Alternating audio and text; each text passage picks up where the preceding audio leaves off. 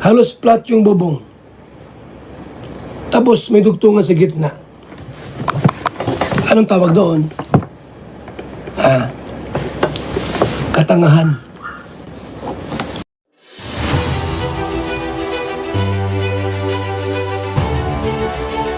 Okay guys, isa na muli mapagpalang umaga, tanghali, gabi po sa inyo lahat. Sana po ang lahat ay nasa mabuting kalagayan at ligtas po sa anumang kapahamakan. Sana po kayo dako ng mundo naroroon. Ako po muli ang inyong lingkod, Maestro 21 TV. Sa ating video ngayong araw na ito mga kalingap ay tayo muli po ay magbibigay ng ating panibagong kuro-kuro, komento, opinion at reaction tungkol nga po dito sa naging pahayag po ni Kuya Bal sa kanya pong naging live kamakailan lamang po. At ito nga po ay tungkol po sa bubong.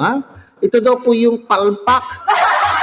Palpak na pagkakabubong ng bahay po ni Baby Beyonce. So, dito po sa naging live po ni Kuya Bal mga kalingap ay hindi na po siya nakapagtimpi at nakapagsalita na rin po ng hindi, kumbaga ay medyo mataas, anong tawag dyan na pananalita medyo marahas na pananalita. Okay, para sa akin yun mga kalingap, hindi ko alam kung paano tatanggapin po ng ating mga mga kalingap supporters and kalingap subscribers hindi po natin alam, pero para sa akin ay medyo maanong pananalita kagaya ng pagsasalita po ng kabubuhan.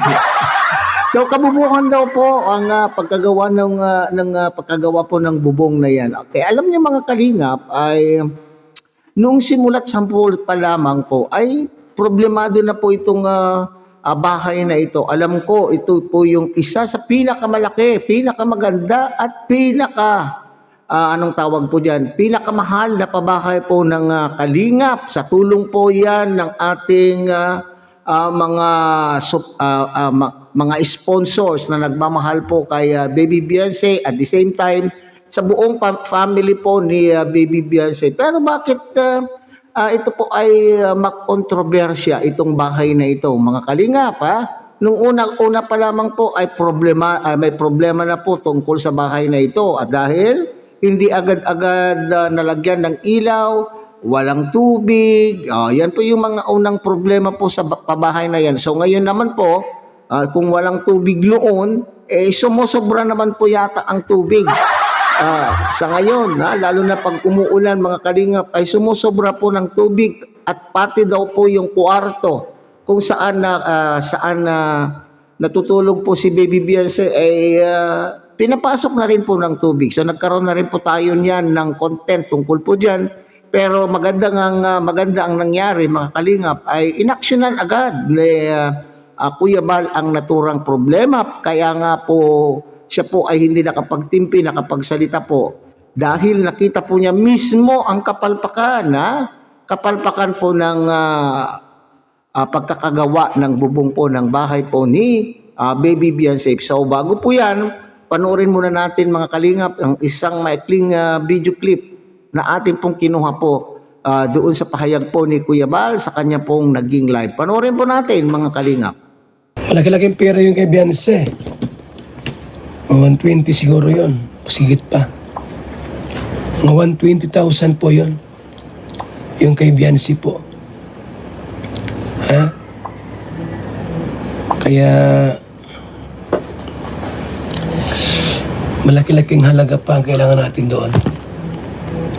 Mga kalingap. Sa bahay ni Beyonce. Palpak yung bubong.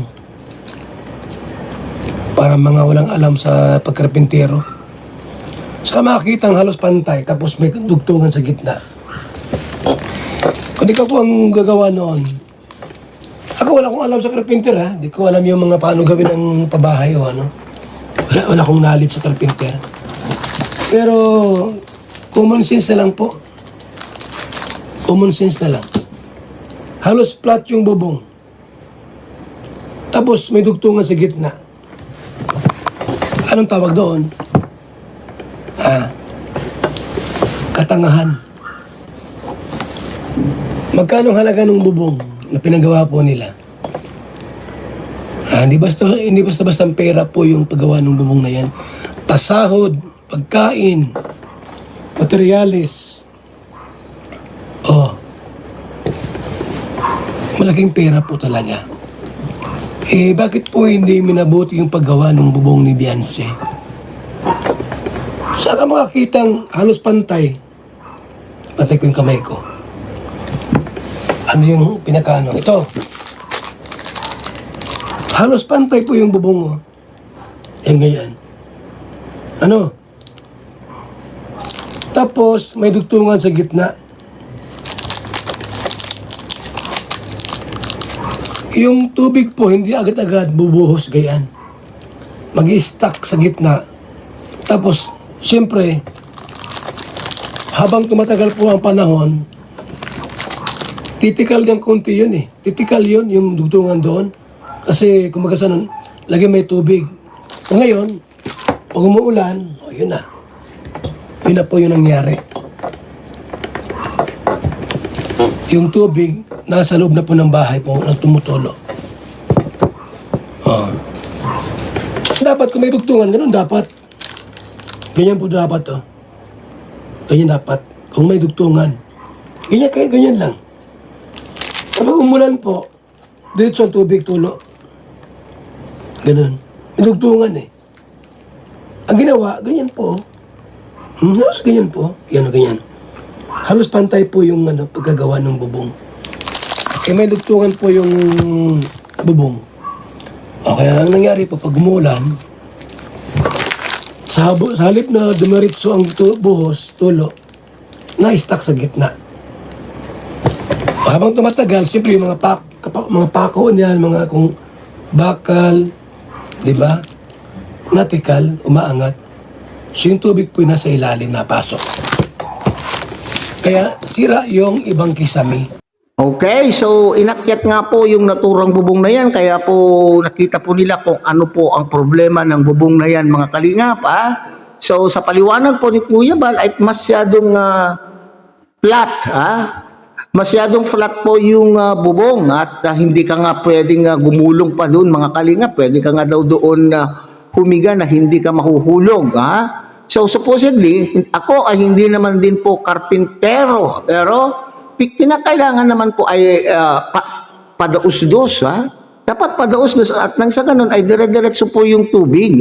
Dire-diretso po yung tubig ulan at hindi po yung kakaya po ng ginawa na talagang na hindi dadausdos ng mabilisan yung tubig at may natitira pa po daw sa gitna at may dugtong po yung mga yero sa gitna. Okay? So yan po yung nakita po nilang problema at sa ngayon po ay sinasabi bakbakin ang buong bubong at tataasan po yung isa para magiging ganon, para magiging slope po yung bubong at ito po ay nangangailangan po ng napakalaking budget. So ito ngayon po papasok yung problema. Bakit naman? Naku po. Hindi po tayo sa naninisi dito, mga kalinga, pero marami na po tayong nababasang komento doon sa pinagkatiwalaan po ni Kalinga Prab na magsagawa o gumawa ng bahay po na yan, mga kalinga. Doon po, kumbaga ay doon sa kontratista o na siya po ay na yan po ay ipinagkatiwala po kay Supermac.